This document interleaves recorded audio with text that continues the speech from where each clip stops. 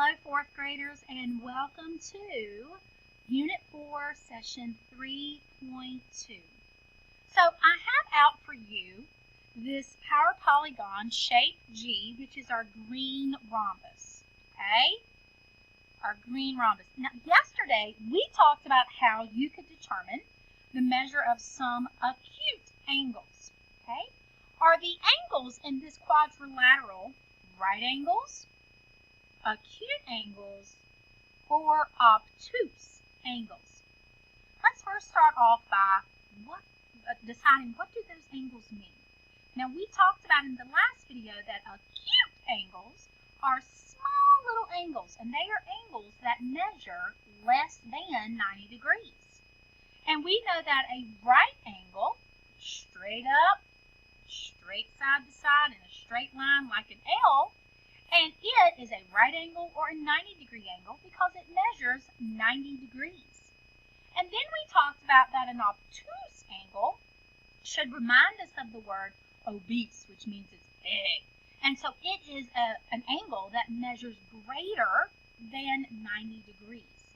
So my question is, are the angles in this quadrilateral, are they acute, a right angle, or an obtuse angle?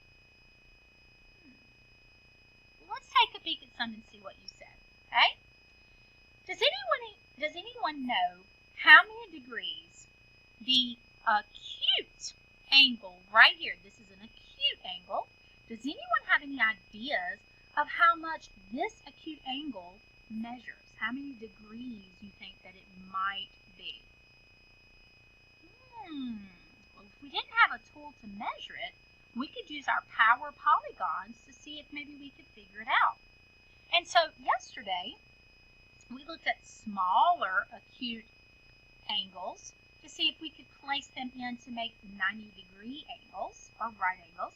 So let's see if we can take these two little acute shapes, acute angles, and put it in here and see if maybe we can get some sort of idea. Okay? So these are our letter O power polygons. And I notice that two of these fit perfectly right here on our power polygon. So these even smaller acute angles, they fit perfectly on this angle right here.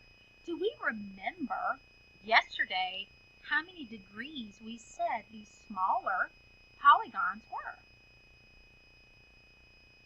You said 30 degrees. That's exactly right. But I have two of these. Are you getting an idea of how much this angle on the rhombus measures? Well, if we know that each one of our smaller polygons are 30 degrees, and I have two of them, 30 degrees plus 30 degrees equals 60 degrees. So this angle right here on our rhombus and this angle right here, they are going to measure 60 degrees. Okay? Now, what would you estimate the other two angles right here? What would you estimate the other two angles in this rhombus to be? You don't actually need to find that out right now. But just looking ahead, about what do you think the measurement would be for this angle and this angle? Well, let's first use our benchmarks, our acute, a right angle, or our obtuse. So we know an acute angle is going to be less than 90 degrees. Does this angle right here look less than 90 degrees? No, doesn't look less than. We know that a 90-degree angle or a right angle measures straight up, straight to the side. It's like an L. Does this measure a perfect L, like a 90-degree or a right angle?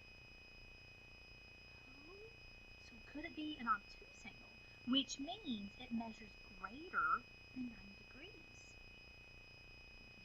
Yeah, this is definitely an obtuse angle because it does measure greater than 90 degrees. So your job today in this session is you will be finding the measures of some angles. And then you're going to build angles that measure 60 degrees, 120 degrees, and 150 degrees.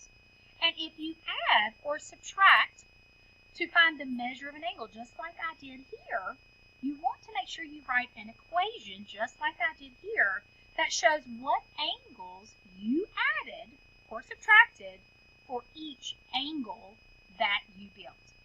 All right, that's all for now, and I will see you on the next one. Bye-bye.